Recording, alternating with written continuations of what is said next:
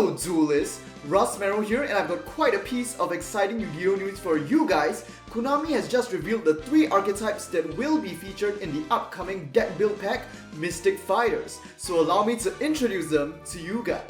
First of all, we have the Zanki archetype, which just by looking at the artwork is making me really hyped for this deck. The name Zanki loosely translates to slashing machine or killing machine, which is probably why the archetype seems to consist of sword-wielding robots. On the left we have Zanki Magma or Flame Zanki Magma, and on the right we have Flame Zanki Final Sigma.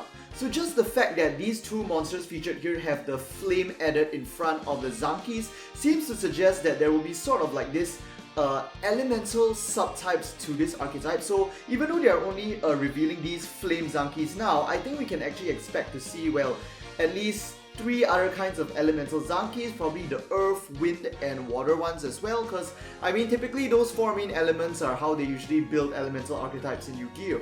Taking a closer look at the designs, there seems to be these sort of like mystic circles you guys can see like behind the different Zanki monsters, and although the designs are a bit like cybernetic and futuristic sci-fi, they are also sort of reminiscent of like typical like magic seals, you know, those kinds of designs. So it kind of feels like these are robots that are basically like a combination of both technology and magic, and the magic is basically how they can basically use how they basically have elemental powers and how they're like basically charging their swords with flames in these artworks. And this is probably the namesake for this deck build pack as well, which is Mystic Fighters, so we should probably expect that at least one or most of the archetypes in this set have something to do with like magic, and in this sense it's basically magic wielding super robots, which is super awesome. What do you guys think this deck will actually play as though? I mean, it seems pretty like aggressive, offensive, but I don't know, maybe it's just because of the flames, but I mean, sword-wielding robot seems pretty offensive to me already. Well, I'm guessing they'll probably be machine type, and I don't know, just from my sense, I feel like they might have a sort of like, I feel like they'll typically have high stats, and their effects might actually revolve around them getting like higher attack power, and maybe also have some piercing damage in order to get through your opponent's field, just a really fast, aggressive aggro kind of deck.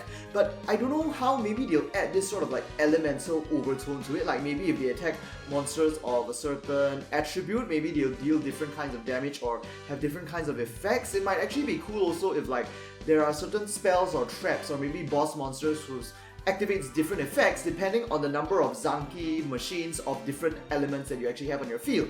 But I mean, yeah, we literally know nothing about this so far, so this is just all the speculation. Let's move on to the next archetype. And yes, your eyes do not deceive you. The second archetype in deck build pack Mystic Fighters is going to be the Dragonmaid archetype. Now, just excuse me while I just voice out this complaint. I don't understand why Konami thinks it's necessary to have an all-female character, at least one all-female character archetype in every single deck build pack. Like, to me, I just feel like it's pandering. I don't really like it.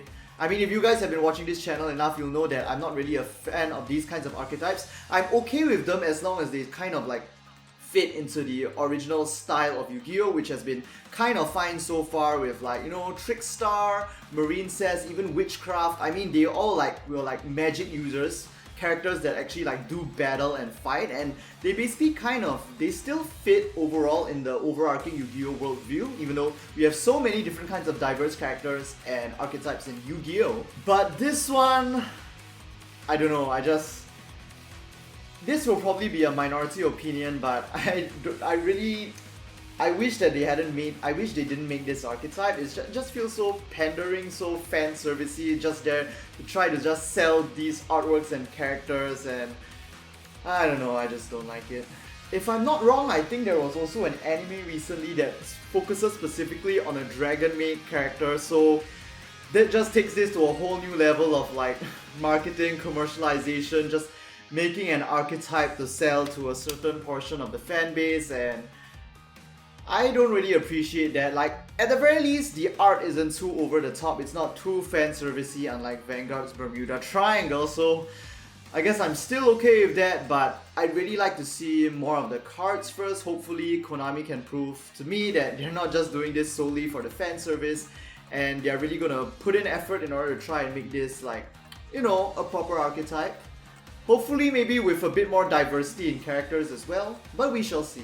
And on the left we have a monster called Dragonmaid Husky, and on the right a spell or trap called Kindness of the Dragonmaid.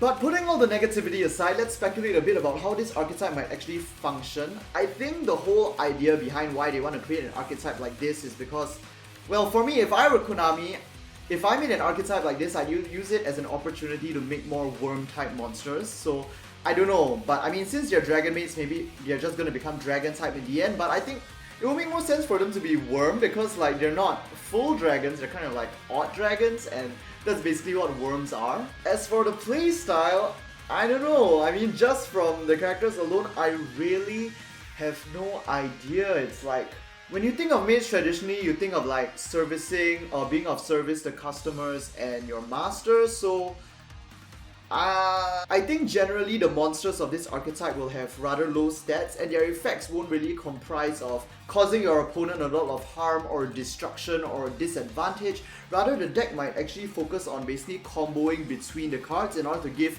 the player who uses them a lot of advantage in order to really set up your field, set up your combos, and then maybe having some sort of mechanic or gimmick that once it's fully set up, that's basically your win condition, and you win once you basically have that sort of field set up, not by like slowly destroying your opponent, but accumulating so much advantage that you basically just topple your opponent over. But I mean, that's just kind of a bit vague and abstract at this point. I really can't really imagine. I don't think it'll have anything to do with healing because, I mean, we already have Arrow Mage. I don't think they'll probably duplicate that effect or mechanic gimmick sort of like that.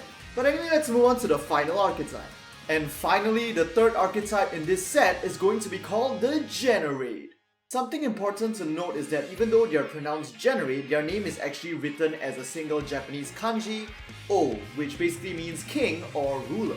So considering that connotation in their name as well as the artwork we have so far, I think it can be safe to suggest that this archetype, or at least the boss monsters of this archetype, will probably consist of very high level monsters. I'm actually, just by looking at this, I kind of imagine them to be a bit like the Subterra Behemoths in fact.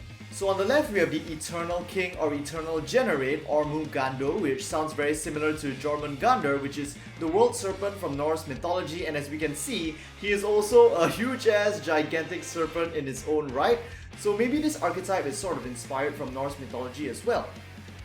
On the right we have what is probably a spell or a trap called the Trial of the Kings or Trial of the Genereids. Other than that, I mean, I think this archetype is even harder to predict and read than Dragonmaids. I mean, all I can really tell is that I think Ormugando and the monster that's actually shown in the artwork on the right are probably of different types, so this is going to be one of those archetypes or decks that basically has monsters of maybe various different types, maybe one monster of each type. So perhaps like there's a different king, and each king or each Generaid is like the king of a specific type of monster, so maybe Ormugando is the king of dragon types, and the one we have here on the right in the artwork of Trial of the Genereids, maybe that's the king of fairies or warriors, because he is holding the golden sword.